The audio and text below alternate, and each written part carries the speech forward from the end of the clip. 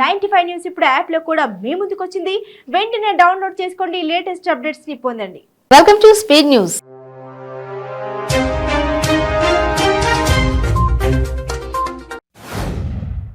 విశాఖ నగర వేదికగా ఈ నెల 26, 27 తేదీలలో సిపిఐ రాష్ట్ర మహాసభలు నిర్వహిస్తున్నట్లు ఆంధ్రప్రదేశ్ రాష్ట్ర సిపిఐ కార్యదర్శి రామకృష్ణ తెలిపారు. విశాఖలో తలపెట్టిన మహాసభలలో కేంద్రం, రాష్ట్ర ప్రభుత్వాల హింసాత్మక ధోరణిపైన చర్చించనున్నట్లు తెలిపారు.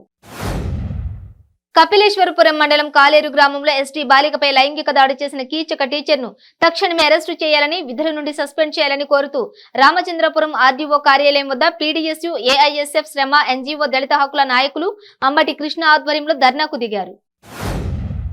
రెట్టింపు ఉత్సాహంతో టీడీపీ నేతలు వైసీపీ అరాచకాలను అడ్డుకునేందుకు సిద్ధంగా ఉన్నారని మాజీ మంత్రి పుల్లారావు అన్నారు. పోలీసులు ప్రేక్షక పాత్ర వహిస్తున్నారని, లోకేష్, చంద్రబాబు పర్యటనలకు వెళ్తే వైసీపీ నేతలు అడ్డుకున్న పోలీసులు స్పందించడం లేదని, రాష్ట్రంలో ఆటవిక పాలన కొనసాగుతోందని, కుప్పంలో బంద్కు పిలుపునిచ్చి పర్యటనలు జరగకుండా అడ్డుకుంటున్నారని మండిపడ్డారు.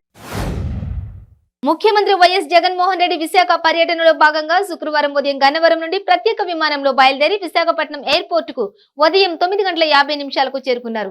ముఖ్యమంత్రితో పాటు విమానంలో రాష్ట్ర విద్యాశాఖ మంత్రి బొత్స సత్యనారాయణ ఉన్నారు. రాష్ట్ర ప్రభుత్వం హిందువులను అణచివేయాలని చూస్తోందని హిందూ సాధు పరిషత్ అధ్యక్షులు శ్రీనివాసానంద సరస్వతి ధ్వజమెత్తారు. హిందూ పండుగలో అతి పవిత్రమైన వినాయక చవితి ఉత్సవాలకు రాష్ట్ర ప్రభుత్వం అడ్డంకులు సృష్టిస్తుందని ఆరోపించారు. కృష్ణా జిల్లా పెడనలో సీఎం జగన్ సభ వద్ద అపశృతి చోటు చేసుకుంది. 4వ విడత జగనన్న నేతన్న నేస్తం సభకు వచ్చిన మహిళ మృతి చెందింది. సభలో తొక్కిసలాట జరగడంతో ఆమె మరణించినట్లు సమాచారం. తొక్కిసలాటలో సొమ్మసిలి పడిపిన ఆమెకు నీరు కూడా లేక మరణించినట్లు కొందరు చెబుతున్నారు. కుప్పం నియోజకవర్గంలో తెలుగుదేశం పార్టీ అధినేత చంద్రబాబు నాయుడు పర్యటనను అడ్డుకోవడం అనాగరిక చర్య అంటూ మాజీ మంత్రి పల్లె రఘునందన్ రెడ్డి రహదారిపై బైఠాయించి నిరసన వ్యక్తం చేశారు. గురువారం ఓబల దేవర చెరువు మండల కేంద్రంలో రఘునాథ్ రెడ్డి రహదారిపై బైఠాయించి ప్రభుత్వానికి వ్యతిరేకంగా నిరసన వ్యక్తం చేశారు. శ్రావణ మాసం శివరాత్రి మహాపర్వదినం పురస్కరించుకుని ఐపోలవరంలో మురమళ్ల భద్రకాళి సమేత వీరేశ్వర స్వామి ఆలయంలో అంగరంగ వైభవంగా లక్ష రుద్రాక్ష పూజ నిర్వహించారు.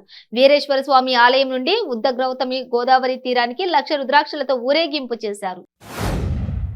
ఏలూరు జిల్లా నూజివీడులో మాజీ ఏఎంసీ చైర్మన్ కాపా శ్రీనివాసరావు ఆధ్వర్యంలో టీడీపీ శ్రేణులు నిరసన చేపట్టారు. కుప్పంలో అన్నా క్యాంటీన్ పై దాడికి నిరసనగా నల్ల జెండాలతో ర్యాలీ నిర్వహించారు. చిన్న గాంధీ బొమ్మ సెంటర్లో గాంధీ విగ్రహానికి పూలమాల వేసి నివాళులర్పించారు కాపు శ్రీనివాసరావు. చెడు వ్యసనాలకు బానిసై 5గురు స్నేహితులకు ఒకే ప్రాంతానికి చెందిన వారు సయ్యద్ నీసార్ కక్ష సాధింపుగా మాట్లాడేవాడని, ఒక దగ్గర కూర్చుని ఉన్నప్పుడు దుర్భాషలాడేవాడని, కక్షతో 4 సభ్యులు దాడి చేసి అతి కిరాతకంగా నరికి చెప్పిన వ్యక్తులను బాలాపూర్ పోలీసులు అరెస్టు చేశారు. టీడీపీ అధినేత చంద్రబాబు నాయుడు కుప్పం పార్టీ కార్యాలయంలో కార్యకర్తల సమావేశంలో పాల్గొన్నారు. నిన్న జరిగిన పరిణామాలపై విపులంగా చర్చించారు.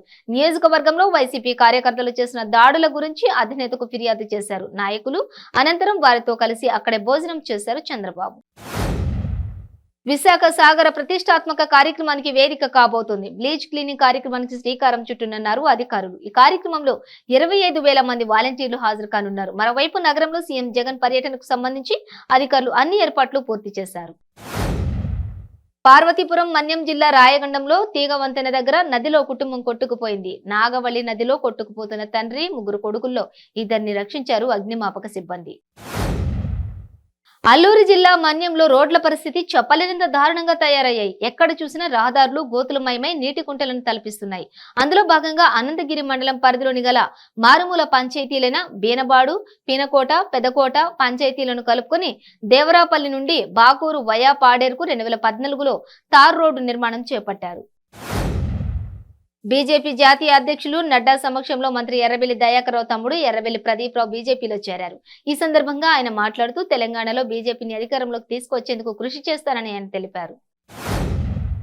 రాష్ట్ర ప్రభుత్వం అవినీతి కప్పిపుచ్చుకునేందుకే మత విద్వేషాలు తెరపైకి తెచ్చి దృష్టి మరల్చాలని చూస్తుందని బీజేపీ భాగ్యనగర్ జిల్లా అధ్యక్షుడు సురేందర్ రెడ్డి ఆరోపించారు. జగిత్యాల జిల్లా కోరుట్ల పట్టణంలోని ప్రెస్ క్లబ్ ఆధ్వర్యంలో రిటైర్డ్ సీజేఐ ఎన్వి రమణకు పాత్రికేయులు పాలాభిషేకం చేశారు. జర్నలిస్టులకు ఇళ్ల స్థలాల కేటాయింపు విషయంలో సుప్రీంకోర్టులో ఎన్నో రోజుల నుంచి నలుగుతున్న సమస్యను పరిష్కరించి జర్నలిస్ట్ లోకానికి కొత్త వెలుగునిచ్చిన రిటైర్డ్ సీజేఐ ఎన్వి రమణ చిత్రపటానికి కోరుట్ల ప్రెస్ క్లబ్ ఆధ్వర్యంలో క్షీరాభిషేకం నిర్వహించారు. ఆదిలాబాద్ జిల్లా తలమడుగు గ్రామంలో బీజేపీ బహిష్కృత ఎమ్మెల్యే రాజాసింగ్ కు మద్దతుగా గ్రామస్తులు ర్యాలీ నిర్వహించారు. హిందూ ఐక్యత ర్యాలీ పేరిట హిందూ సంఘాలు నిర్వహించారు. రాజాసింగ్ తల నరుకుతామంటూ ఎంఐఎం గూండాలు చేసిన హెచ్చరికలను వారు ఆక్షేపించారు.